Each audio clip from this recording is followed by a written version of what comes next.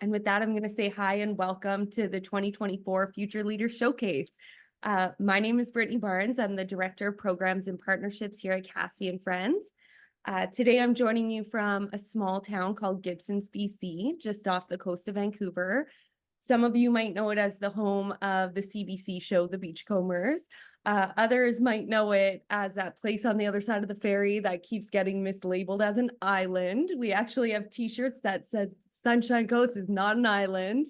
Some of you might not have heard of it before, but we also want to recognize it as a part of the unceded and traditional land of the Coast Salish peoples, including the Squamish, Musqueam, Sechelt, and Tsleil-Waututh peoples.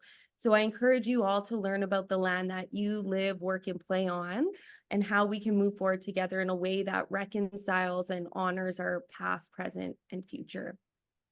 So I'm so thrilled to see so many family members, partners, and friends joining us from right across the country, parents, healthcare, sponsors, community friends, literally from coast to coast to coast, joining us for our second annual Future Leaders Showcase, which is the capstone event of the Future Leaders program. So what is the Future Leaders program? Our Future Leaders program was inspired by the countless incredible, passionate, and brilliant youth in our community who over the years have launched their own projects aimed at transforming the lives and experiences of kids and families in the childhood rheumatic disease community. So at Cassie and Friends, we wanted to create a way to nurture and incubate and support these projects, and in a cohort setting. So by connecting our youth leaders, the world's future leaders, not just with each other, but with skills development workshops such as project management, effective communication skills, leadership skills, advocacy tactics, by making community connections and by providing mentorship with industry experts, by fostering their dedication to a better tomorrow for our community, we knew that we would be making strides towards our vision of a pain-free future for kids. This might sound overly optimistic, but at Cassie and Friends, we're bold. We're not afraid to use words like pain-free or even cure. And we owe a big part of that confidence to our youth leaders. Last year's cohorts created new resources that to date have supported thousands of families navigating diseases like JIA, JDM, lupus, and others. They've created care packages that provide real-life comforts to students navigating rheumatic diseases in the GTA.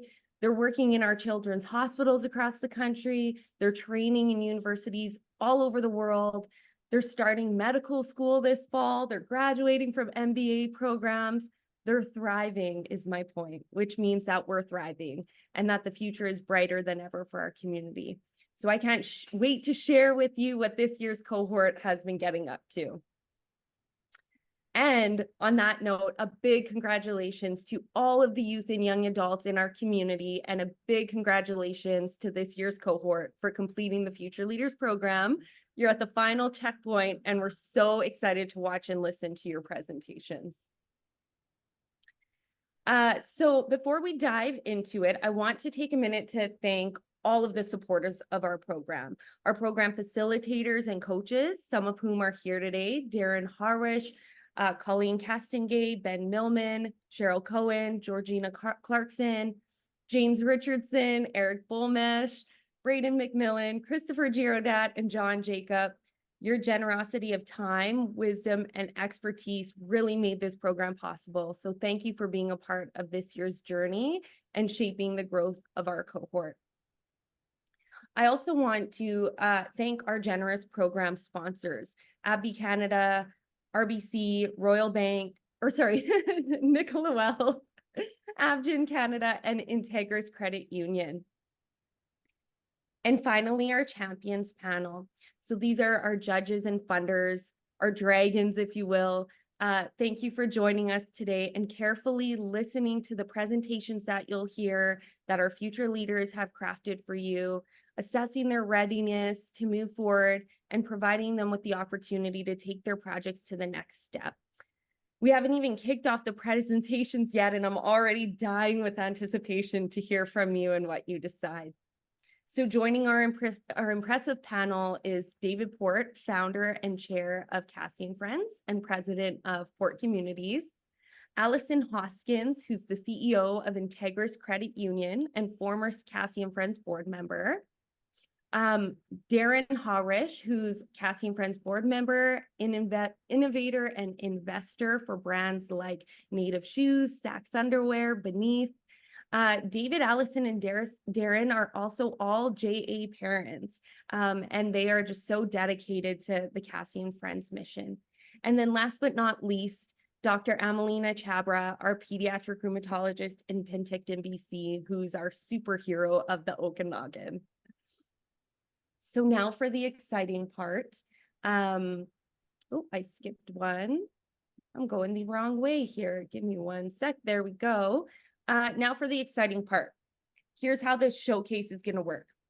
Each of our 4 cohort members has about 7 minutes to present, and I'm going to be keeping track of the time. So listen for me to say 1 minute left. So they're going to present to you their projects. These projects came to us just as an idea, and over the course of the year, through their skill development and industry expert connection, they've refined these ideas, and they're now ready to present the work they've done along with a funding ask. After each presentation, we'll have a few minutes to ask questions. And once anyone can ask questions, not just the judges, anyone on the call who has questions, comments, please feel free to engage with us in the discussion we're going to have here today. Once we get through all the presentations, we're going to take a 10-minute break, except for the judges. The judges and I are all going to go into a private Zoom room so that we can deliberate. And then promptly after 10 minutes, we'll meet back here to hear the funding announcements. Now, it's possible that not all presentations will be awarded funding, and that's okay. They might be provided some really critical and valuable feedback or an offer of continued mentorship, which would be extremely helpful in moving the project forward.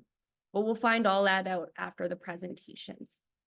So without further ado, I would like to welcome Graeme Zink, our first presenter to the screen, who's going to share his screen and his presentation. A bit about Graeme. Graeme's a software engineer, a self-produced singer-songwriter based in Nova Scotia. He loves solving challenging problems, especially where music and technology intersect. Graeme started his musical career in Charlottetown, PEI, performing in numerous musical theater productions from Shrek the Musical to Anne of Green Gables the Musical, and he continues to sing wherever he goes. Both his mentorship and personal experiences have showed him just how isolating rheumatic diseases can be. So unsurprisingly, Graeme's project aims to provide a voice for people with rheumatic diseases through music. Over to you, Graeme, to share your screen and to kick us off with the presentations. Awesome. Thank you so much, Brittany. Give me one moment. I'm going to share my screen. And of course, Zoom has updated and decided that. No worries. Oh, your volume just went, Graeme. It's all gone now. Can you hear me? You're back and your screen is being shared. All good. Brilliant. Brilliant. All right. Let's go. Hello, everyone. Once again, I'm Graeme, and today I'll be discussing a project I've been working on with Cassie and friends about writing music for youth with rheumatic diseases. Now, I was diagnosed with juvenile arthritis when I was 3 years old. And like most kids in our community, I didn't know anybody who had the same disease as me. And nobody really understood that. Not until I was 19. I walked into a room filled with other people with juvenile arthritis. We kneeled down for a photo. And while the photo wasn't remarkable, the groaning as everyone tried to stand up was. As we all groaned, there was that feeling of understanding that we all knew how difficult it was to do simple things like standing up. I consider myself really lucky to have had that experience. But age 19 is too late. Youth with arthritis are alone. Rheumatic diseases aren't mainstream. It's not in your TV shows. It's not in your music. It's silent suffering. I want to change that and allow us to share our stories through music. So in this project, I've aimed to write and record 4 songs that will reflect the experiences of youth with rheumatic diseases to help youth feel less alone, and also help other people in the community outside of necessarily people with JA and rheumatic diseases, help them empathize and understand our experiences. So far, I've done a bunch of project planning and refining of communication with Cassie and friends in order to nail exactly what these songs are going to be communicating, as well as what their broader purpose is within the rheumatic disease community. I've been conducting interviews with people with rheumatic diseases. I've been writing songs, and I've done some recording and initial mixing of one song, which I'd like to share with you right now. So this is an excerpt, just a little edited down version of one of the pieces. Let me know if you can hear it. I cannot hear it. Can other people hear it? Yeah, no. Oh no, I may have to leave and restart Zoom because the permissions didn't let me do things. So I'm gonna leave and then I'll come back in a short second. Okay, sounds good.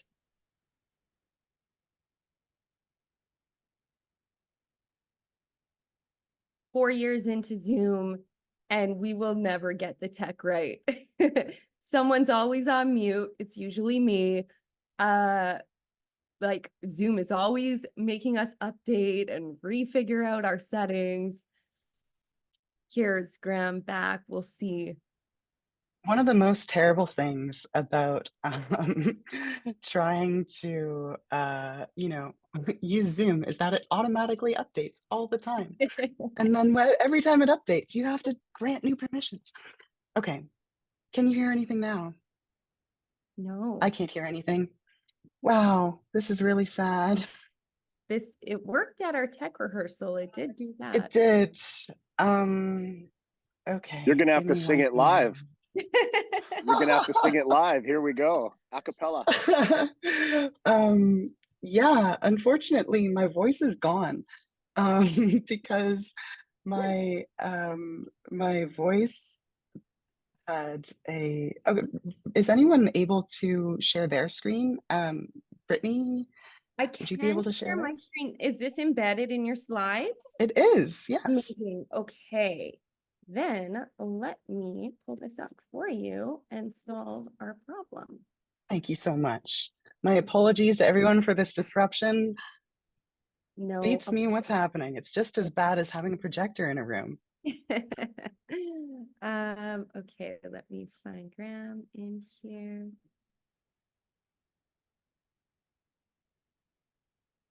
Do you need me to send you an extra link? Nope. I am just getting to. And make sure when you share that you share computer audio. Perfect. There's a little tick box. Is it slide number 9? Yes, it is. Okay.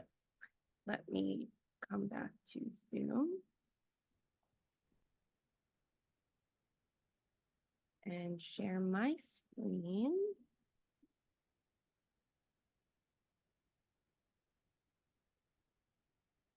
Okay.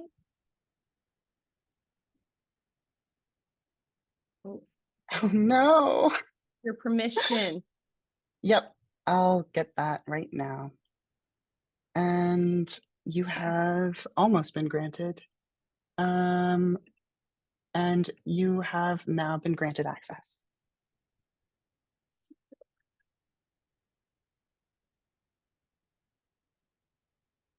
I wouldn't really call it a Could you hear that? Yes. disability, and I wouldn't even like accept help from like the school's resources for a long time. It's like I'd be like, oh, I'm not in a wheelchair right now. Like I was in a wheelchair for a little bit though. Yeah, you know what I mean? Like you just can't. It's just so hard to put people into boxes, and the fact that people in our community don't acknowledge that we can't even understand each other. People outside of our community really don't know, you know? Get inside my head. Step inside my shoes. You can't stand up, you don't get to choose. It's a lose-lose situation. No right words or explanation. Take my hand, don't let go. You won't understand. You feel the pain.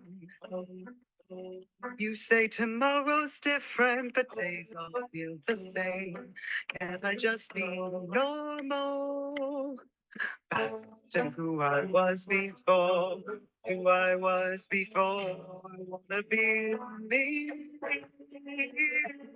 I just want to be me again. I just want to be again. Like I'm not myself. I wanna be me. I want to look like myself. I wanna be, I wanna be, I wanna be me. We're so disconnected from who I want to be. So what you just heard now is a really terrible version of what the actual piece is. But there's a few things that you would have heard that the interviewee had said. One of which was, I wouldn't accept help for a long time. That's something that we all have experienced. People with JA, it's something that we understand. Everyone feels like they're a bit alone. And furthermore, people outside the community really don't know. Don't you think it's time we change that? So far in this project, I've done a lot of mixing, but I want to have a professional in to actually professionally mix and master it, and then release it on platforms like Apple Music, Spotify, and YouTube Music, so that people in general would be able to just search it up and listen to it. After that, the long-term goal is to work towards having 4 songs that we can release together.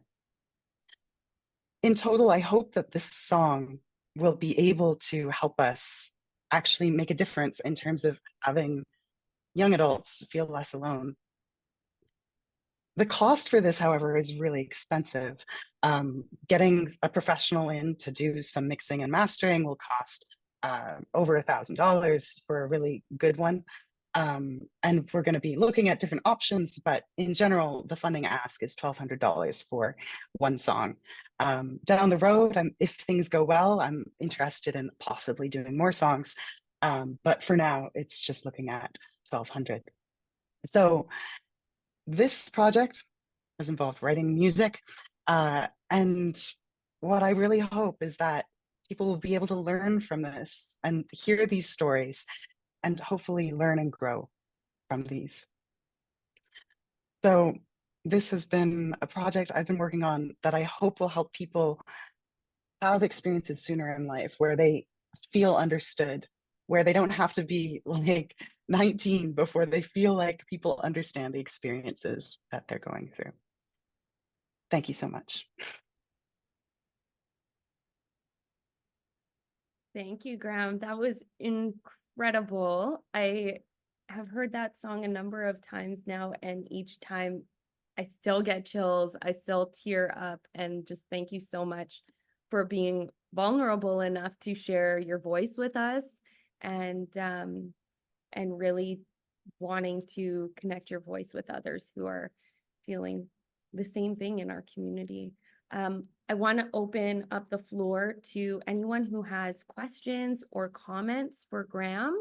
Maybe just do the raise your hand thing, and then I will try and find who does it the quickest, but we'll get around to everybody. Kira, I see you. Graeme, I just wanted to say just how impressed and inspired I am by your song and by your project, and just not only the incredible deep meaning behind it, but just your incredible songwriting skills. I'm just so impressed and in awe of you. So congratulations. Thank you so much. I really appreciate it. David and then Lori. Hey, Graeme. Thanks for doing this for us. Appreciate the presentation. Question on the promotion. I saw you only had in your budget $30 for promotion. Just want to understand a little bit more about your thoughts around promotion and how to get it out to the, I don't know how the industry works, so be super curious to hear more. That's a great question. The easiest sort of solution when you get started is you can distribute it really easily. It costs $30 to get out there. From there, you can do things naturally, like through Cassie and Friends channels. And in my opinion, the most value from this is from people with JA and rheumatic diseases listening to it and sharing it with people in their own respective communities. So that's why you didn't see anything in the budget, which was like pushing through like radio stuff, which we could look at. But at least at this stage, I'm more focused on the initial, like getting things started. And after that, we can look into ways of pushing things even further. Thanks, Graeme. Wonderful. Lori and then Alison. Thanks for telling us about this amazing project. I think it's fantastic. And I would, I think one of the things that you touched on, but did not like embellish, which you might want to think about, is that it's a unique way of what I would say is knowledge translation, because you didn't just go in a room and write a song. You actually listened to people's experience and used that to communicate it in a different way than, let's say, I do, right? I write a paper, you wrote a song. So I think the process that you've gone through is, I hear what you're saying, and I think you shouldn't discount the fact that that process is really highly valuable and very important. And honestly, someone in Cassie and Friends' sphere across the country must know some musician who'd be interested in promoting this. So I think we need to just find our match, as they say. Yeah, for sure. True. Thank you. Alison, and then I think I saw Darren, you raised your actual hand, right? Okay. Hi, Graeme. It's Alison Hoskins here. Nice to meet you. And mine is just more of a comment, I think, than a question. And, one of the things, in my introduction, Brittany did say, I'm a mom of a son with juvenile arthritis who's almost 23 today, was diagnosed at a similar age to you. And I think something I saw in your presentation today is, I think kids like our kids that have grown up with juvenile arthritis, things don't always go the way they hoped. Day to day, life may look a little different than what you had hoped it was going to look like today. And I think you demonstrated today some life skills in your ability to just retain your composure when the tech wasn't working so well, those skills of being agile and able to pivot when something maybe doesn't go exactly how you envisioned it would go. And don't underestimate the applicability of that skill to serve you so well in your whole life. So yeah, it was really great to meet you. I've got the link here flagged and I can't wait to listen to your song. And yeah, congratulations. Thank you so much. Darren. Yeah, again, not a question, just a comment and all for support, like everybody's mentioned here. I mean, all throughout history, tales have been told through song. The stories are told through song. And I just think it's such a fantastic thing you're doing here. And what a great idea on how to get the message across and spread the word and to tell it through song. So I think that's absolutely fantastic. And for kind of what Lori said, my brother-in-law does some music producing. So please reach out to me after and I may be able to connect you guys. I don't know exactly what he does or if it would be what you would need, but I could certainly find out. So please do send me an email. You can get my email address, and I'll try to connect you guys potentially, and he may be of some help right there. That's awesome. I love that. Thank you. You betcha. Great job. We have Amelina and then Danica, and then we're going to move over to Cynthia's presentation. Amelina. Well, again, a great initiative. It's amazing. The only thing I'm trying to say is adding on to it, we could, try to connect with the radio or other media ways, especially during GIA Awareness Month or maybe during Word Day, and broadcasting it during those days at certain levels may be something to look into. Totally. I really like that idea. It's not my wheelhouse, so I would need a teammate who would be willing to take that on, but like that would be a dream. Danica. Thanks so much, Emily. Hi, you might hear background noise. There's like birthday party happening in the background. So No I really enjoyed your presentation. It's almost, it's a comment really just, it's a gateway almost to something bigger and almost like music therapy, right? You said a lot of youth don't reach out. And I've seen some youth actually use music as their own therapy to help with their pain management and so on. So I think this way of spreading that word, but also for some to just use it for their own pain management is also great. So I applaud you for presenting that today. Thank you.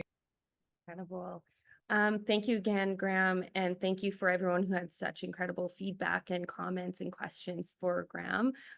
My face already hurts so much from smiling. I have a feeling this is going to be a very uplifting event for us all.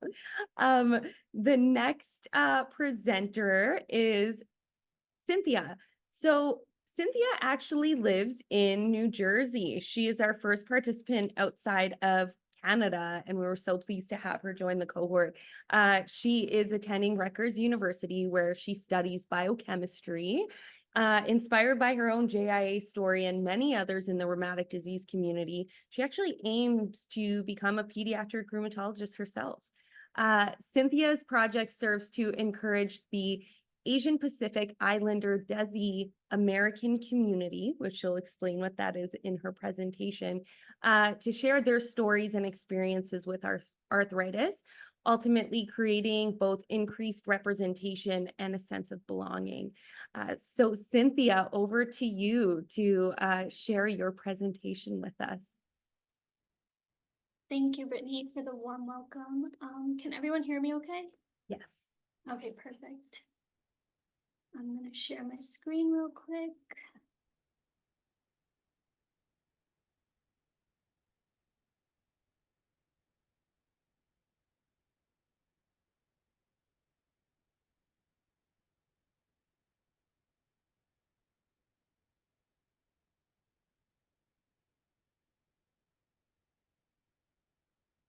Okay, can you see my screen? Yep. Okay, perfect. Thank you. Good afternoon, everyone. My name is Cynthia Venkatesan, and my project title is Interviewing APIDA Individuals with Rheumatic Diseases. This is just a quick slide about me. I know Brittany already gave a quick introduction, but I was diagnosed with juvenile idiopathic arthritis when I was 10 years old, and I'm going to be a senior this fall studying biochemistry at Rutgers. In the future, I'm interested in the field of medicine and research, and as a result, I'm working as a research assistant right now. So before I get into my project, I wanted to provide a little bit of background information into how I was inspired to do this project. I was an intern at my college's Asian American Cultural Center last year, where I learned the word APIDA. APIDA stands for Asian Pacific Islander Desi Americans. It's a more inclusive term as opposed to just saying Asians, because oftentimes when people hear the word Asian, they primarily associate it with East Asians, and they leave out groups like Southeast Asians, South Asians, and West Asians, which is why APIDA is a more inclusive term to have. After being an intern for about a semester, I tried to see how I could incorporate being a member of the APIDA community into my own life. As I was thinking about that, I realized that there wasn't any awareness or stories about people from the PIDA community surrounding rheumatic diseases. Plus, I know that in this community, people don't really talk about their illnesses that they have because there's such a big stigma surrounding topics like that. I've had arthritis for nearly half my life, and it's such a huge part of my identity that I wasn't really talking about because of the stigma. As a result, I wanted my project's focus to primarily highlight voices of those who have rheumatic diseases/disabilities and also identify as a PETA. And Cassie and friends had an amazing platform to start this project. To start, I created a colorful and eye-catching infographic that you can see on the right side, detailing a bit about my project, and emphasized that I was seeking young adults who were willing to share their stories. I shared this with people in my university and another arthritis community in my state. At the bottom of this infographic is a QR code that people could scan that directs them to a Google form to fill out, and I could get in touch with them. I made sure to include who my target audience was, which was young adults, and how they could share their story in the form of an interview or a blog post. To be honest, narrowing down who my target audience was a huge struggle at the beginning of my project, but the amazing guest speakers that we've had at Cassie and Friends have given important tips and immensely helped me in figuring out what the scope of my project was. So, an interview that I'd like to highlight today is one that I had with Shristi Su. She was a senior in high school at the time of the interview and was diagnosed with systemic JIA 2 years prior. So the question that I had asked for Shristi was, how has your cultural background influenced your journey with rheumatic disease, including factors such as family support, community understanding, and access to healthcare? So now I will play the clip, and please let me know if there's any issues with the audio. So because of the community that I come from, it's hard to talk about like physical wellness and mental wellness and like really any struggle or challenge that you're feeling in your life. And so because of this, it was really difficult for me to open up about my issues. And oftentimes my parents would kind of try to suppress the issue and like they would almost ignore it.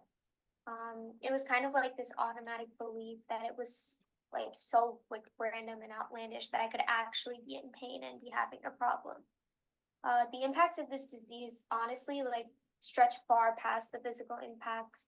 There's a lack of energy, the mental tolls, the way the medication symptoms work, and the way the diagnosis and all of that uncertainty surrounding your disease really gets to your head. So I think being from the community that I'm from just made it all so much worse. Another clip that I'd like to highlight was our conversation on advice and how we could support other members of our community facing a similar struggle of opening up. So I will play the clip now. So I believe that honestly, just speaking out about it the way that I'm talking about my disease and you are about yours, just makes all the difference. And as more and more members of the community start to speak out about issues like this, it will just break that stigma surrounding it all. And I think it would have unmeasurable impacts on people. So overall, this interview was close to 10 minutes long, but I hope you were all able to understand the importance and need to highlight stories like Shristi's from these clips. And my goal is to continue to have great conversations like these with others. In case you were curious about what questions I was asking and what other questions I plan to ask in future interviews, this slide shows some sample questions. A lot of the questions I asked aim to answer some of the topics I have highlighted here. Topics like intersectionality, cultural stigma, representation, and how they are all vital to understanding how rheumatic diseases play a role in this community. So now I'd like to transition over to my budget, which I've outlined here. First is a Zoom Pro subscription. When I was doing these interviews, I found that the basic Zoom plan, which only allocates 40 minutes per meeting time, was not sufficient. In order to have more conversations within the rheumatic disease community and the PETA community at large, I will need more time. Secondly, I have outlined the costs for travel and expenses for my first in-person interview. When I first started this project, I wanted it to be in-person interviews, but due to the convenience of Zoom, I have done the first interview through Zoom. There have been some people that I've been in conversation with, one who was a past cohort member who I'm hoping to include in my first in-person interview. Additionally, there are a few people in attendance today from the Cassie and Friends community who I hope to converse with. I have also listed the equipment cost, which is the microphone, and the last row is looking at the total. Just to summarize everything, I've laid out my future plan goals. The Zoom Pro and the first in-person interview, which I've already mentioned in the previous slide, is listed here. But I'd like to draw your attention to the bottom 2 points. One, which is a research team. My project started off with the research aspect and how factors like health insurance, access to care, language barrier, and cultural stigma affect the storytelling of the PETA community. The people I've interviewed so far have expressed interest in assisting me with the research portion. And the best part is I'm already familiar with them. I've conversed with them. Lastly is the creation of the social media page/website, which will allow easy access to these interviews, and the videos can get shared around the Cassie and Friends community. That's all I have. Thank you so much for your attention, and thank you to the Cassie and Friends community for their support. Well done. Thank you so much, Cynthia. Such an incredible and important project and conversation for us all to be having. So thank you so much for that presentation. I want to open it up to the floor for any questions or comments for Cynthia. Alison, you were first. You were so first. Alison, David, and then Kira. Thank you. Thank you, Cynthia. I really appreciated, I learned something. So I appreciated learning about PETA and what that stands for. And I also, I have a number of friends that come from very diverse cultural backgrounds. And I really like the idea that your project is connecting with those communities where there's some cultural aversion to the idea of being vulnerable. My question is, as a research assistant, a lot more than I do about research, how do you feel that like one single face-to-face interview is really going to enhance the value of your research as opposed to being able to kind of reach a more broad audience through a virtual platform? Yeah, that's a great question. So I guess I should have clarified the research aspect a bit more, but the research aspect is more of the statistics. So it would be looking at like the population of PETA communities in the various states here in the US. So it'd be more like statistics wise. The in-person interview would be more of like the questions that I have asked, or sorry, the questions I had on the slide. So that kind of conversational flow. And then, so just to clarify, then how, like, what incremental value do you think will come out of doing that as a face-to-face as opposed to a virtual interview? Because that's a huge portion of the cost of the project. Right. Yeah. So I feel like personally having conversations in person just create more value in the terms of like you're able to talk more and you're able to kind of just have a like that face-to-face interaction, if that makes sense. I feel like over COVID, we've just been stuck on Zoom, and a lot of that face-to-face interaction and like that quality is kind of like missing. There's like kind of like a disconnect, I would say, as opposed to like an in-person interview. You're there, the conversations would also be much longer. So I feel like that plays a huge role into the quality of the content I could create and the quality that people would also be able to see. Thank you. Thank you. Thank David. Terrific, Cynthia. Thank you for that presentation and for your and for the way you're heading. Interested in knowing how many interviews you think ultimately you would like to do, sort of in the fullness for your project, and then just a little bit more information about what you're thinking of doing with the information once you sort of put the research together. Yeah, thank you for the question. So I would want to start off with at least 5 people to interview, so that way I could compile all of the videos and have some kind of platform that could be accessible for everyone to see. And I believe the research, I would also start as soon as the videos are kind of like close to complete, because there are some people that I've been in touch with and people that I've already interviewed that were strongly expressed that they would want to help out for the research. So I think I will definitely go back and keep them in the loop about that. Great. And one other thing I'll add, and we can take this as a further discussion, is there is a interesting study going on, the PAVE study, which is the health economic study being led out of University of Calgary, which seems to have some tie-in with the work that you're doing, and Cassie and Friends is the lead parent organization on it. So could be a really interesting tie back into it. Okay, thank you so much. I'll definitely You're check. Kira. Hi, just want to say great job, Cynthia, and especially on finding people to interview, because I know that can be tough, and getting people to share their stories. So I think that's wonderful, and I look forward to watching those longer interviews when you put them up. I'm interested, if you know yet, is what your broader plan is for the social media, whether it's going to be short form of the interviews, such as more TikTok or Reel style videos, or if you're planning on posting all the longer videos, or both, or what your plan is there. Thanks. Yeah, so I remember talking to Jessica and Brittany about this, and they mentioned that I could also have it as like a tab on the Cassie and Friends page rather than creating like a new website altogether. In terms of having like a shorter like bit of the interview, maybe that could be on a different platform like Instagram or TikTok. So that could also be something I could look into. Thank you for that. Wonderful. And then I see Amelina, you have your hand up. So yeah, great initiative, Cynthia. But I'm just wondering, what exactly is your research question after you've have had the initial interviews?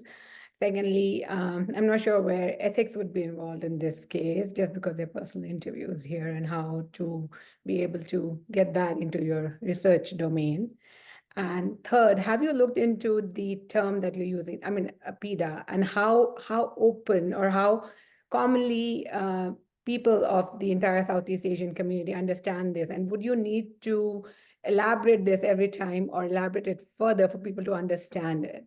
Like, I mean, I'm not speaking for everybody at large in Canada, but I'm not sure if PIDA per se would be something that you will have to explain to people again and again, as far as the Canadian Southeast Asian community is concerned.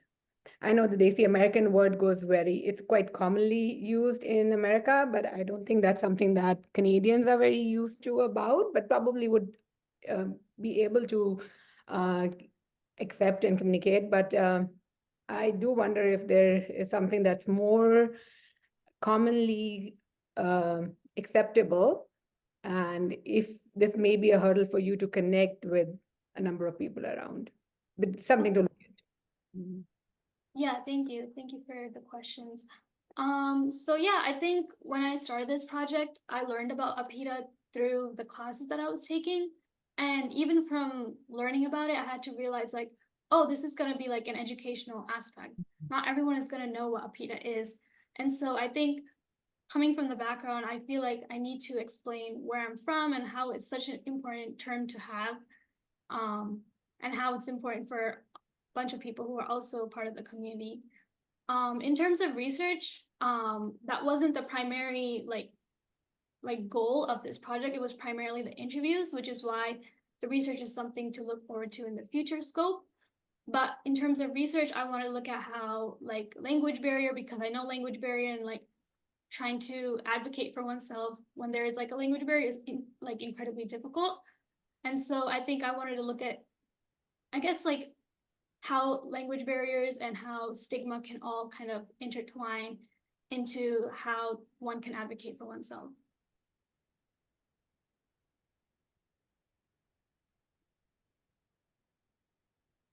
Does that answer your question, Amelina? Yes. Amazing. Okay. All right. Thank you so much, Cynthia, for that presentation and for answering the questions, and for all of you for your lovely questions and comments. Job well done. We have our next presenter ready here, who I am very excited to introduce, Emily. Oh, let me just get to my right screen here. Can you see my screen? You can. Oh, some of you can, some of you cannot. Okay, let me try sharing this again. See, I'm telling you, no matter what we do, tech glitches all around. There we go. Okay, so Emily Bessie is next up. Emily Bessie is a university student from Cole Harbour, Nova Scotia, who was diagnosed with JIA at the age of 6. She currently attends St. Thomas University, where she's completing her Bachelor of Arts with a double major in fine arts and women and gender studies, and a double minor in human rights and sociology. Emily's project focuses on creating new resources to educate and inform teachers about rheumatic diseases, how they impact students at school, and how educators can provide accommodation to their students in the classroom. So over to you, Emily, to share your screen and take us away on your presentation.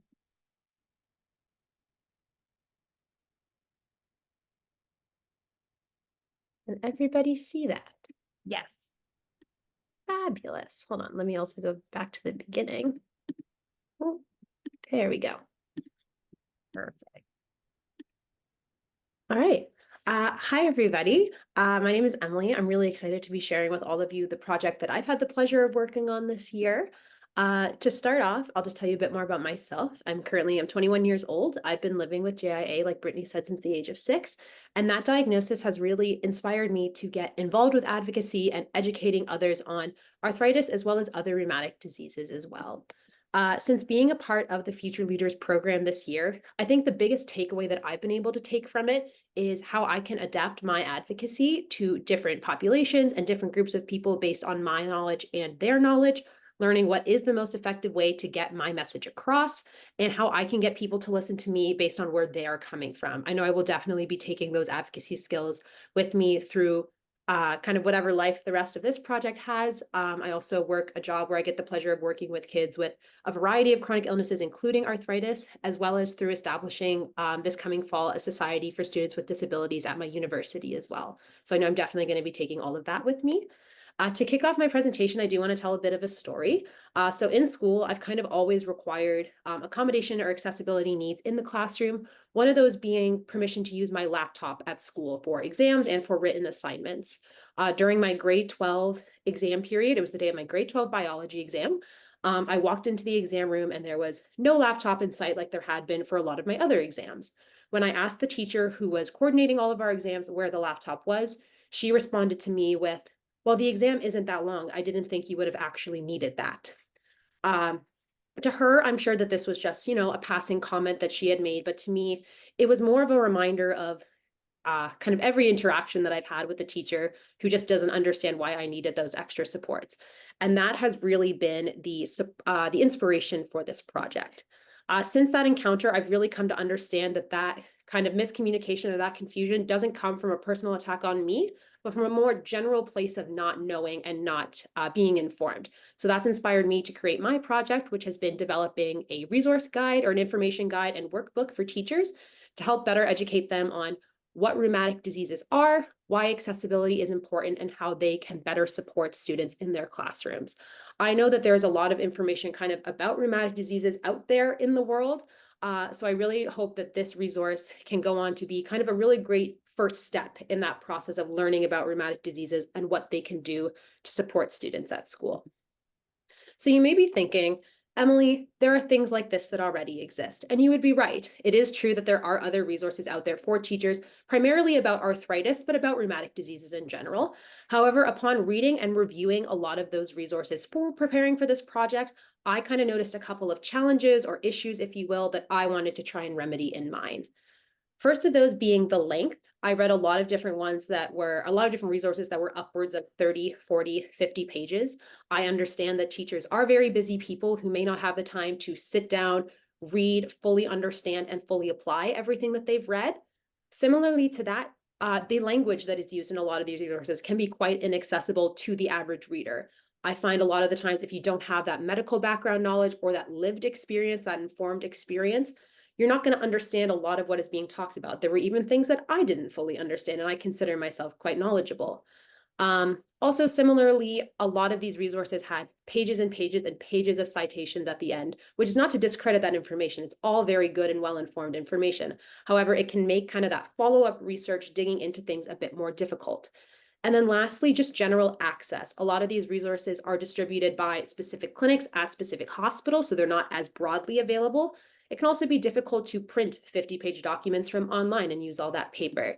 So solutions that I kind of wanted to keep in mind when creating my resource was being mindful of page count while still being informative, using accessible language and terminology, I decided to use the Cassie and Friends website as my kind of primary hub of knowledge and information for this, so that teachers could continually go back to one primary space, and then also making it as widely available as possible, meaning if this goes on in the future, being available both in print or available online as well.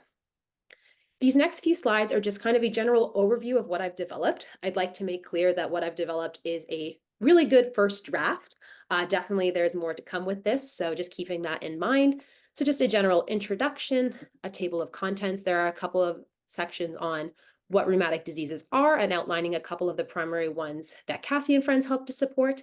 Myths about rheumatic diseases. Throughout the booklet, I've also included a couple of different reflection questions for teachers as well and provided them some space to work.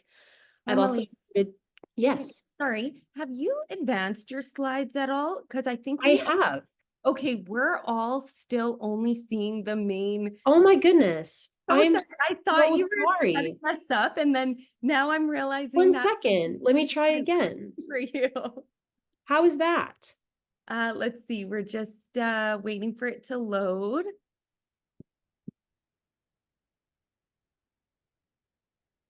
I don't see the main slide. Maybe try to unshare and reshare. Let me stop sharing and try again. Right. Sorry, I was like, no, I'm really glad that I would rather you stop me than me keep going. How's that? There we go. Yeah. So we're Great. in. Okay. It looks like you're on slide 10, but we have only seen the very first slide. Let me just blow through the slides that I did show just so you can understand what I was talking about. Okay. So just a couple of slides here. This is where I was talking about what the general goal of my project was, talking about why and the challenges and the solutions that I identified. Okay. Now here we are. So like I said, these are just an overview of what I've generally adapted or what I've generally created, keeping in mind that it is a draft, talking about things like what are rheumatic diseases, including some examples, some myths about rheumatic diseases, as well as different reflection questions with some space provided to kind of think about those. Included 2 sections on a kind of student perspective. So this is quotes that I've gathered from both folks that I know and friends of people that I know who have rheumatic diseases, and kind of both, you can see over here, barriers that they've experienced in school, as well as things that they wish that teachers could understand.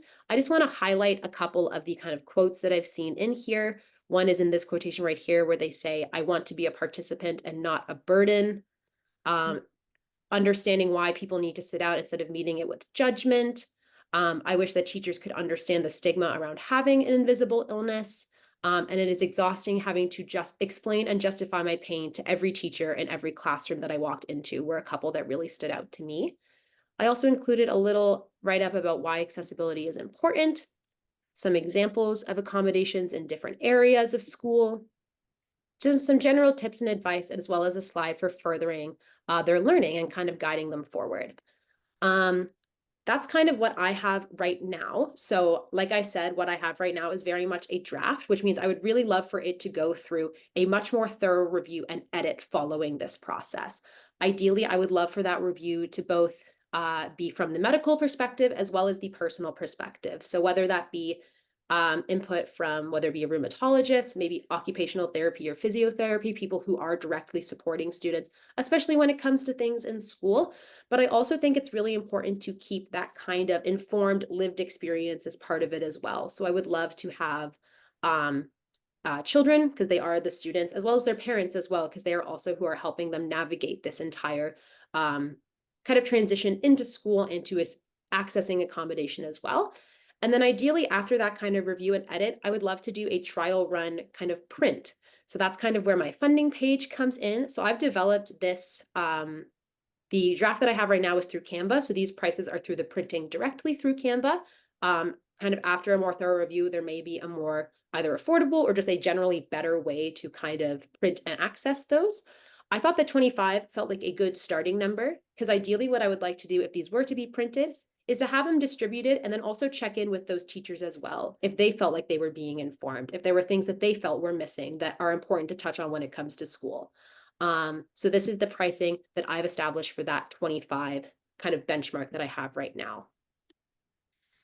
And with that, that's kind of the overview of my project. I apologize for that mess up with the slides at the beginning, but I hope that everyone got to see them this time around. And yeah, I welcome any questions that folks may have. No worries. We're learning this is the day of the tech glitches. And you can do everything to prevent it. You could do every test and it'll still happen the day of. Exactly. And that is okay. Thank you so much, Emily. Such an incredible resource that you've created here.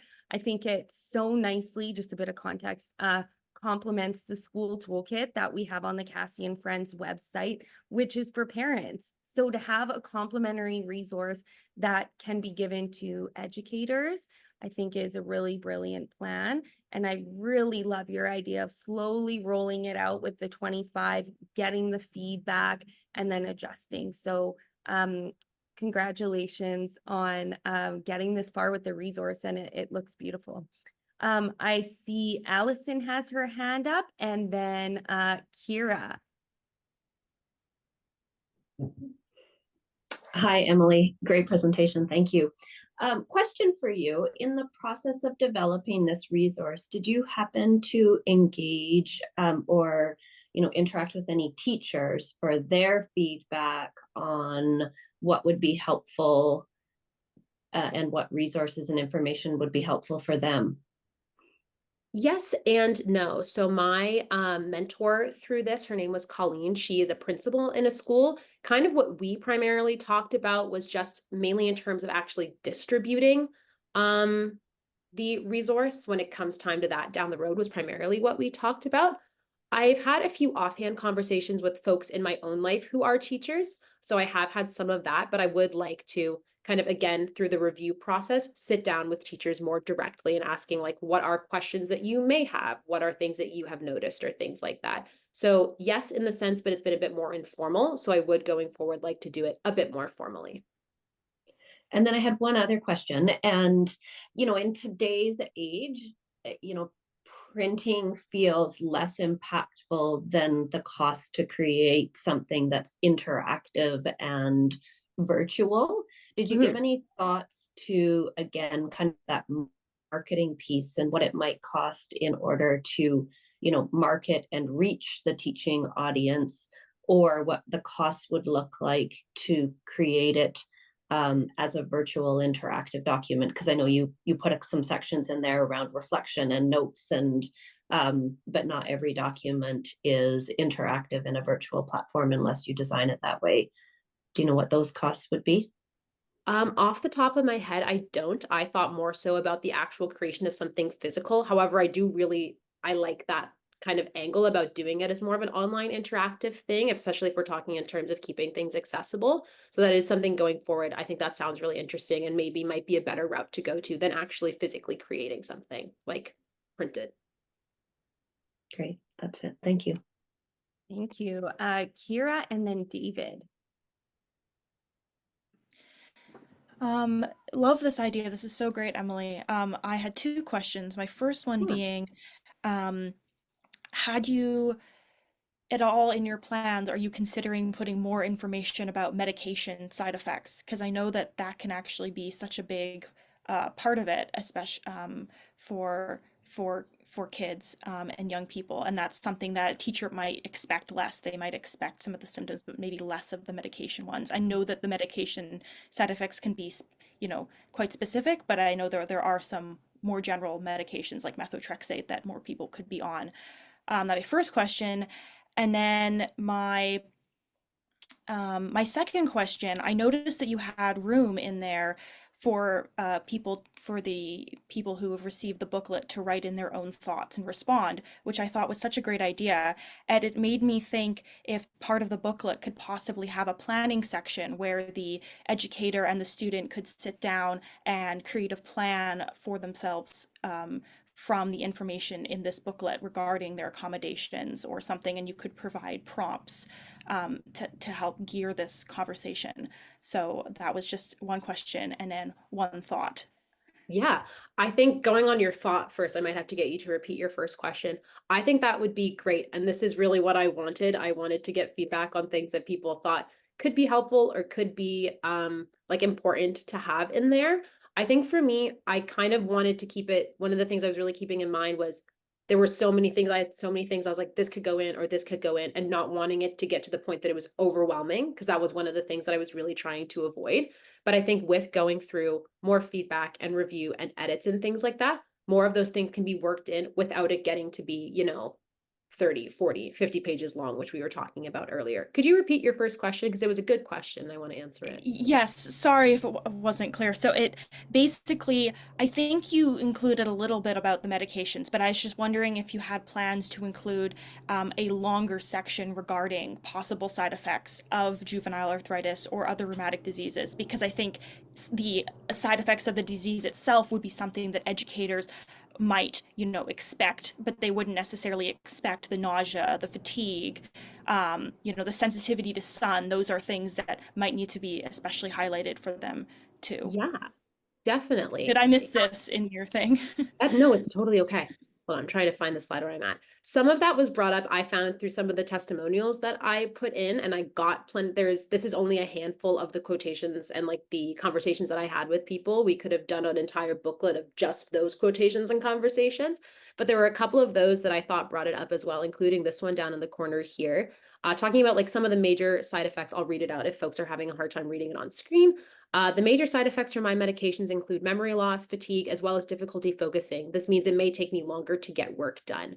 So I do think it's highlighted, but I do agree that maybe it could be a more broader section, because sometimes medication side effects aren't always what people talk about. Yeah, so great. This is amazing, Emily. So great job. Wonderful. Thank you. I have David and then Darren.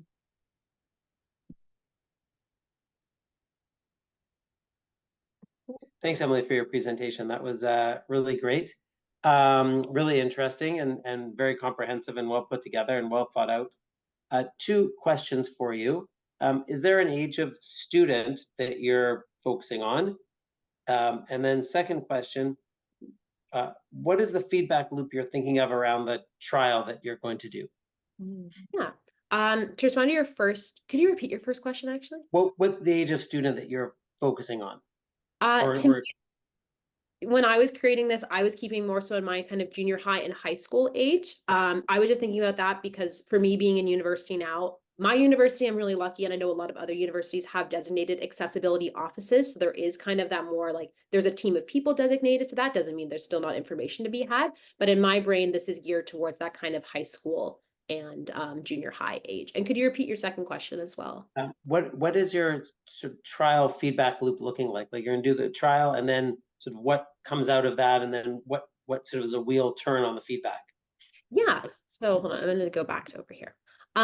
So kind of what I'm envisioning is either this being printed or it being developed and sent out to a small like focus group, if you will. I would love to have one-on-one conversations with the teachers, whether they notice things like this was really great, definitely keep this. I don't know about this. This would be helpful to be put in as well. And then taking that and doing another round of final edits to it. And then maybe that being the kind of final thing. I hope, does that answer it at all? Yep, thank you. Okay, thank you. Wonderful, thank you. I have Darren and then Danica. Thank you. Yeah, absolutely fantastic idea. I love where you're going with this. I think it's extremely valuable and much needed. So it's a great job. My comment or question really is more just around the school boards, and we know that the school boards can be very restrictive or very open and might be potentially a very good partner. So have you considered at what point you would approach the school boards, to make sure that this is something that you could actually implement or that we could get into the schools, or potentially get their help, or possibly even get the funding from the school board? I will say that's something I haven't entirely thought a lot of in terms of like the long-term goals, just because I knew there was a lot of like review and editing that needed to be done. When I was talking with my mentor, I remember we did have conversations about that and kind of some difficulties where it's just in terms of whether it be kind of restrictiveness about it or just the sheer number of like emails and things that they get about different things. So that's definitely something I want to look into. A lot of my conversations, I'm also lucky, my brother is a teacher as well. So I've also been able to have conversations with him, touching base about like him and like his school specifically. Obviously, one school does not speak for the entire school board or anything like that, but that's kind of been where I'm working with right now. But I do think in the long term, if for this to be as successful as it can be and to have the most reach, connecting with the school board is great, but I do believe I'll need more support in doing that. Fantastic. Thank you. Excellent. Thanks, Emily. And then Danica, and then we're going to head into our final presentation. Great presentation. I was wondering if you were considering to have this booklet in different languages. Well, in my community, French being a big one, my kids go to French school, and if that's something that's been considered. Yeah, I think that would be a great thing to consider. English is my first and only language. So I think if it were to be translated, I think that would be super helpful and super informative, especially. But I do, again, that would be some more support that I would need to seek, because that translation, I probably, with my 1 year French immersion in 7th grade, may not be the best person to be doing the primary translation of that. Great. And I have one more question. Yes. Also, I know for as a parent, I often have to, fill out these forms if my child is doing an extra activity outside of the school. Do they have any health conditions or things to consider? And honestly, you can write that they have a health condition. There's no follow-up. People don't really know, what to consider. So I don't know if there's a little link for like a quick reference that parents could just add in there that is just additional information for them to look into, or it's just something that sometimes I've even found that I may not add it because it doesn't make a difference. It's not totally even know what you mean. looked at, so maybe there's an additional little link that is an easy share for parents as well, with activities for the school. Just a thought. That's awesome. I will definitely consider that. Thank you so much. Wonderful. Okay, thank you so much, Emily, and thank you to everyone for your comments and questions. What a great project. We now have our final presentation. So joining us is Kayla. Kayla was born in Calgary, Alberta. She then moved to Halifax for her master's, and she's also been in Toronto. But regardless of where she is, she's always involved in her community through volunteering, work, and sports, and even competed nationally on the synchronized swimming team. Her project involves the creation of an Ask Me About It JA sticker aimed at raising awareness for JA and rheumatic diseases, and also serving as a conversation starter among her peers. So Kayla, over to you to tell us more about your project. Thank you. Thank you. Let's hope that this sharing works good.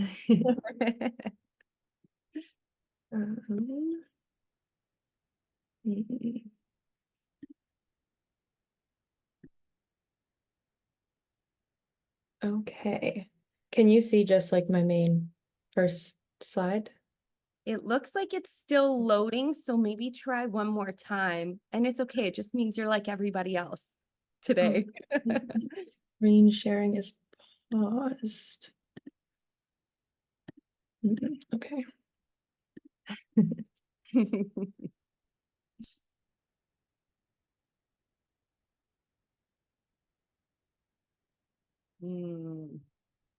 It just says that it's paused, but I don't know how to unpause it. Oh. You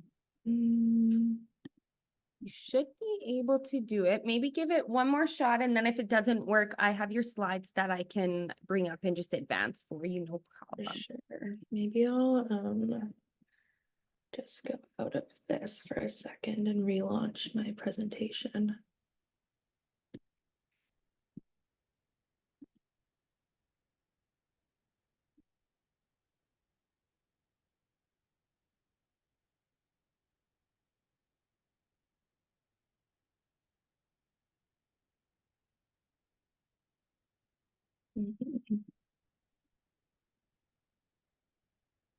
You still can't see anything. Oh, that's okay. You know what? Let me quickly bring it up here. I have it handy for this. Funny, I've never actually had to use the backups, and I'm kind of excited that I we're not doing all this prep work for nothing. Yeah, it's weird. It just says it's paused, and when I No click worries. resume, nothing happens. No worries at all. I'm bringing yours up right now.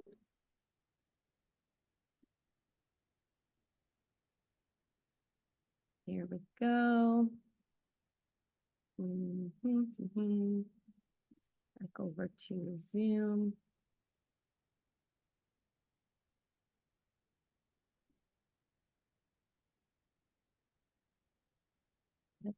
Let's share my screen. There we go. Can you see that? Yeah. Amazing. Okay, let me get rid of this, blocking my presentation button. Too many things going on the screen. Here we go. And so you just tell me, can you see, are you seeing presenter view or are you seeing full screen? It's presenter view. Hmm.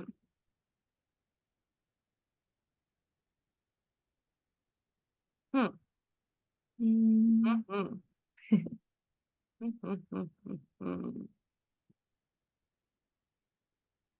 How do I make it not be presenter view? I don't usually use I'm not, is it one of those buttons at the bottom beside the pen? Oh, there you go. That's good. Okay, perfect. Yeah, perfect. Okay, so you just tell me next slide and I will advance it for you whenever you need. Yeah, perfect. So hello everyone. My name is Kayla Mosel and I'll be pitching my Ask Me project. I can get the next slide. So a quick background on me, just a bit more in depth is, as mentioned, I was born in Calgary where I was diagnosed with JIA in 2016 in high school at a time that is already difficult for most, but I found this diagnosis really left me feeling isolated and battling with my mental health. And as a bit of a new start, I moved to Halifax where I completed my undergrad in marine biology and just last month my MBA at Dalhousie University.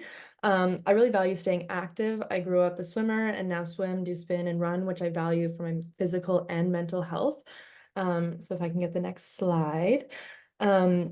So the main problem that my project addresses is that people are unaware of JIA and people are scared to ask questions, and people may be nervous to bring up or talk about their disease to others. So this photo may seem random, but it's not. It's of me and my sister shortly after I was diagnosed in high school. My siblings were younger and weren't really aware of what I was going through, and I didn't even really fully understand at the time because it was all so new and information overload pretty much. So I never brought up my JIA, and this really did make me feel isolated at the time. And I was doing things that were like maybe a bit odd to someone on the outside, like living in my socks and sandals as I was in this picture because my feet were swollen.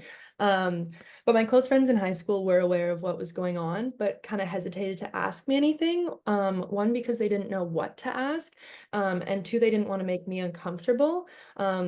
And then because I kept everything kind of bottled up, I didn't talk to many people about my arthritis, and my mental health kind of started to suffer in high school, because I did feel pretty isolated and alone, and I didn't want to be a downer and bring up my problems, but I just wanted someone to basically ask me how I was.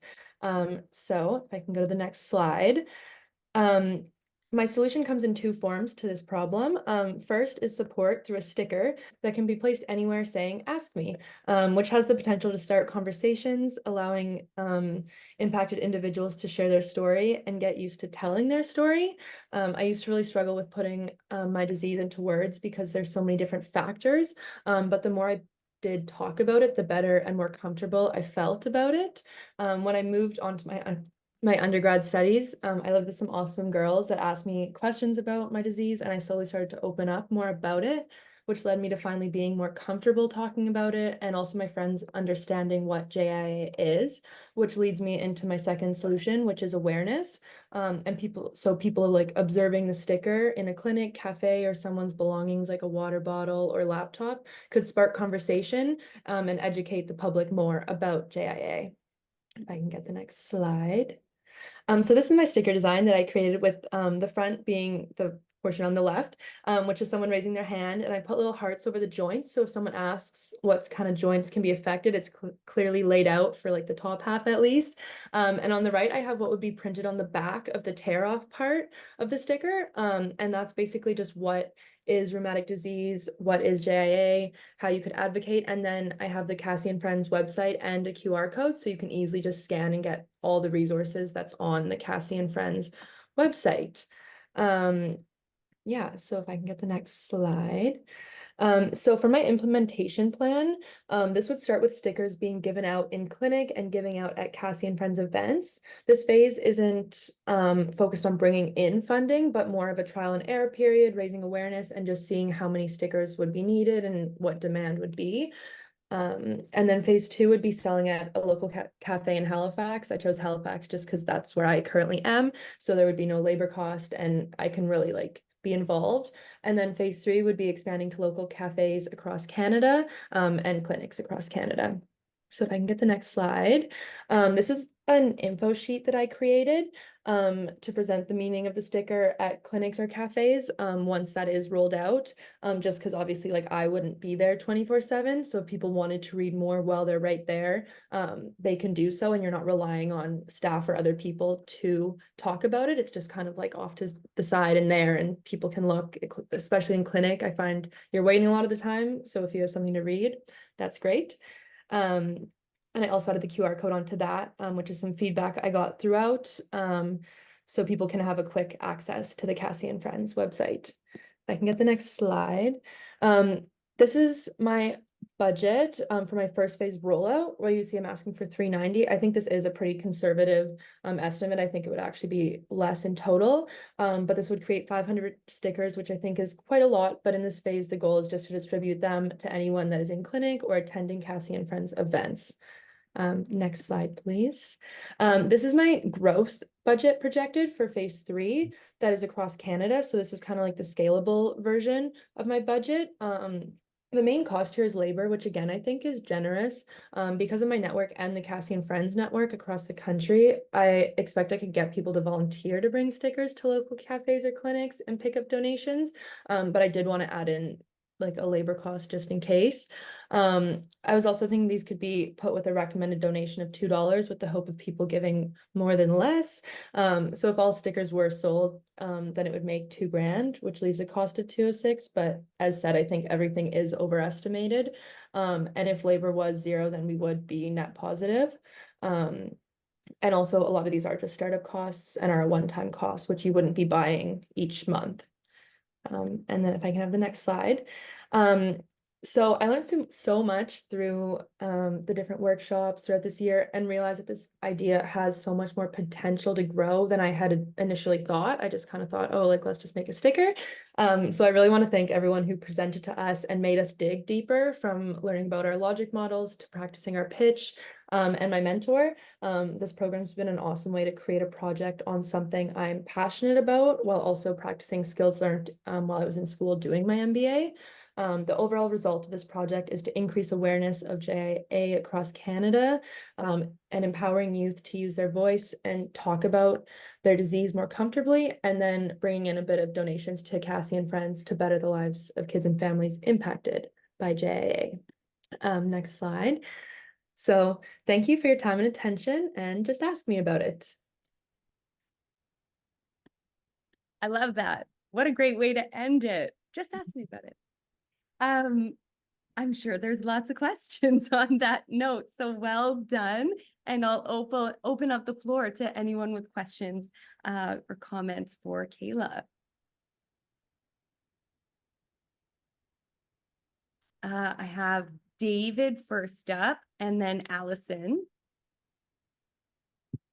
Hi, Kayla. Again, thank you. Another great presentation. Thank you. Really appreciate it. Really like the idea that kind of was building out of there about how to engage others and other youth across the country. And just wondering if you've thought through that a little bit, or sort of just an idea that you would want to develop more. Like how to engage people, or? Yeah, yes. I think that that's kind of like the main goal of having them in clinic, I think, is really being like, okay, like here are these stickers, like especially more targeted to youth. Like I was thrown into adult care right off the bat, but you could have them in both like pediatric and like normal rheumatology offices. And that's kind of my start goal, is to just like distribute them as much as possible, I think, to kind of get them out there. If that answers your question, kind of. Yeah, thank you. Yeah. Perfect. Thank you. We have Alison and then Darren. Hi, Kayla. Lori's posted a really good comment in the chat just about having some medical overview of the content of the poster, as well as an idea on your sticker, which I thought was great. So I wanted to draw attention to that. Two things, Kayla. One is a comment, and one thing I think that is fantastic about this idea is that it fosters broader curiosity from those around and from people who are in the circles of kids with rheumatic disease. And personally, I think growing and building curiosity is like one of the most important skills that people need to have in this age of rapid change and disruption. So I think that's fantastic. And I think opening the door to being able to ask questions. Also, one of the previous presentations sort of talked about the challenges of vulnerability, and something that very explicitly opens the door to having those conversations, I think is fantastic. One thing I wondered if you had thought about is it may have been there, but as we moved so quickly and the print small, is have you on your posters put anywhere, I noticed you talked about, sell them in cafes, like where the proceeds would go to? I saw in your budget in the end, you sort of offset the costs, but what if you can get voluntary labor and then the proceeds actually create a profit? Have you given any thought to what the proceeds of this campaign would go to, whether you're donating it back in or just continuing to build the circle of more stickers? That would be I think fantastic. like definitely in the early stages, probably towards continuing it on. But then I think if that fund pool did grow more, like I definitely it would be going to Cassie and friends. Exactly where, I guess that would be something to be talked about with everyone on the team. But yeah, I actually haven't really thought like exactly where that would be like feeded into. Yes, I would just recommend that you would put that right on your marketing materials. Yeah, of course. Thank you. That's a good piece of feedback. Perfect. Thank you, Alison. Thank you, Kayla. I have Darren up next. Great questions. I agree with those questions, and I love your comments there, the last bit of comments.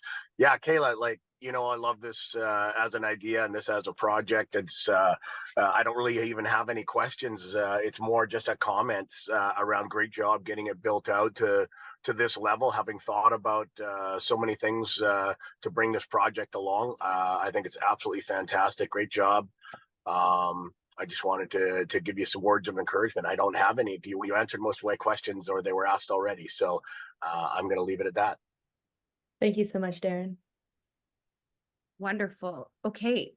Final call for any questions or comments for Kayla. Perfect. Great job answering those, Kayla, and great job everybody presenting and answering your questions on the spot, and it's kind of being put on the spot with them. You did a great job preparing. And now we're going to go into the fun part. So actually the presentations were really fun. This part is the fun part for the judges. So the judges and myself are going to go into a private Zoom room for about 10 minutes. So if everybody else would like to take a 10-minute break, come back here promptly at, let's say, 12:38 Pacific Standard Time, 3:38 Eastern Time by the time we get in the room.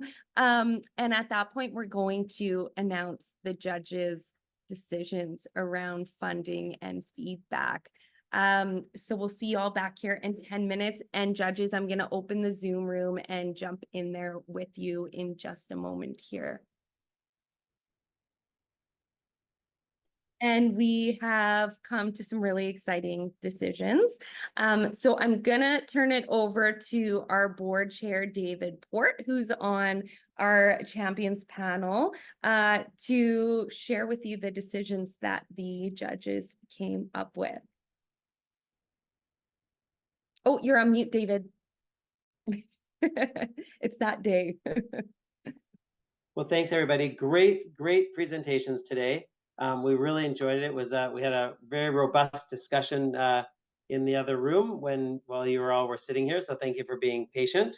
And we've got some funding and some other interesting things to share. So I think I'll just go in the order that everybody did their presentations. I think that's probably the easiest way to do it. So Graeme, thank you for your great presentation. We loved your creative energy and your ideas and where you're trying to go with this and your story as well, and the ability to share the story. And thank you for sharing the link for the song. What we've got for you is a commitment of $500 to help you towards getting your first song done. But as well, Darren has connections in the industry, and he has offered to make a connection with you and make those available. So he believes he can work with you to get you some recording time and to get you some of the professional services that you're looking for on the recording. So the combination of some funding and some connections there will get you to help you launch that first song, and then it's on to all of us in this Cassie and Friends network to start building it up for you. So thank you for that, and we're excited to see this come to fruition. Thank you so much. You're welcome. Cynthia somewhere. We had a very robust discussion about your project. Super interested in the focus that you have on a really specific group of kids and young adults that as you said, sometimes they're a little bit underreported, or within the culture it's not really discussed as openly. Maybe it's kind of what we were taking away from yours. We have some thoughts about how to enhance your program. We really like the direction it's going. We've got a $500 commitment towards you to help springboard it off the ground, and I've volunteered my time if you're willing to put some time together to think about how we, with that funding, find maybe some other avenues just to increase the number of interviews you have, hone your interviewing skills, and hone the topics and the information, and kind of think of how it'll be ultimately used, and then look at a phase 2 that'll launch some in-person interviews, but starting with a way to build some online, and I'd be happy to work with you on it. I have some ideas that we can maybe work on together, but a great program and a great way to reach out to a group of people that are a little bit underrepresented or are underrepresented in our Cassie and Friends network. So I think it's a great opportunity to bring some more of them in. So thank you for that, and happy to support you financially and happily to support you in other ways as well. There's some interesting research happening in the world that ties in with what you're doing really in interesting ways. Okay, thank you. I really appreciate it. And yeah, I'll definitely be reaching out to you. Thank you. Terrific. And adding to that, I think there may be some other sources of funds that can come at a future date as you refine what you're working on a little bit. And I think that could be really interesting as well. Okay, thank you so much. You're welcome. So thank you, Cynthia. Emily, also great project you put forward. Well needed. Definitely lack of information in the educational world about what's going on. We've heard lots of stories of teachers that don't even have a clue what juvenile arthritis is or how a kid could have it, and your experience with your laptop computer and other kids' experiences at PE and other things, and all kinds of ways on sports teams is, we hear so much about it, and what a great way to address it. We've got funding available for you to kickstart your project, so we're super excited about that. Equally as exciting, Alison has put up her hand and offered some time and expertise to you to help hone your project a little bit, continue to work on it, and really build out the online component as a way to really reflect on the fact that we have a big geographically large country and diverse in some ways, and how to enhance an online component. And maybe that's not for every teacher, but for the teachers that are into it and willing, the online component might be a really strong factor for them, and how we do that on a more cost-effective way. But super excited about it, and it is something that we've talked about for a decade, about how do we get teachers information, and your project here may just be the first one that starts hitting the darts into the target, and finding ways through your trial to say, how do we do that? How does that work? How does that work? And then growing that on a national basis so that everybody's got a consistent, what I heard you say was, consistent set of information that all the teachers are working off of. So thank you for your presentation. And we're super excited to be funding it. And Alison's excited to work with you from coast to coast on this one. So thank you. So much. You're very welcome. You're very welcome. And Kayla, where are you? You're somewhere. Are you on my screen? Oh, you're still there. Good. Great. Well, you've got a big booster and supporter in Darren. I think he's been working with you already and is looking forward to continuing. He's both going to provide you with the funding for your kickoff and continue to work with you on your project. There are some really interesting yours. We really like the engagement idea of how it can be used to engage other young adults, youth and young adults across the country, and thought there's just a huge interesting piece around that to help build your network for distribution and otherwise. There were some comments, I think, in the chat about the information that we provided, and I think that's something on a technical basis can be worked on. That's fine, but also really interesting and kind of a fun project, and one that has that viral ability to be a viral campaign or something like that, if I'm using the right word. I'm born a few decades before viral. That meant just a bad cold, not what I'm trying to describe. But we see the opportunity for maybe that to be something like really catch on, viral, fun stickers like all over the place. So really cool, really liked it, and really liked the engagement idea, the fun, easy, low barrier to entry engagement that could be possible out of this. Kids selling them at the grocery store or handing them out or whatever, and sticking them on their binders at school or whatever, like really cool. And so you've got a mentor in Darren who's super excited to continue and help drive this to bigger and greater successes. So we're glad, the four of us are glad to all have the ability to work with you, and super glad to we tried to get Amelina to agree to sing on Graham's song, but she said no, she wouldn't do it. We were hoping. But in any event, we're all excited about these projects, and the initiative that you guys have taken is like super amazing, and just love to see it. And we are excited to help you really drive forward with the work you're doing for yourselves, for Cassie and friends, and for the whole community of kids and young adults with juvenile arthritis. The things that you guys are able to do are all building blocks and pieces of making the world a better place for them. So thank you so much. Thank you, David. Such a great announcement from you on all fronts. I know David has to be off the call at 1 o'clock in 3 minutes. So I just wanted to say thank you so much for serving on the panel, and of course for creating this incredible organization that's brought us all together today. I think together we've done something really cool today.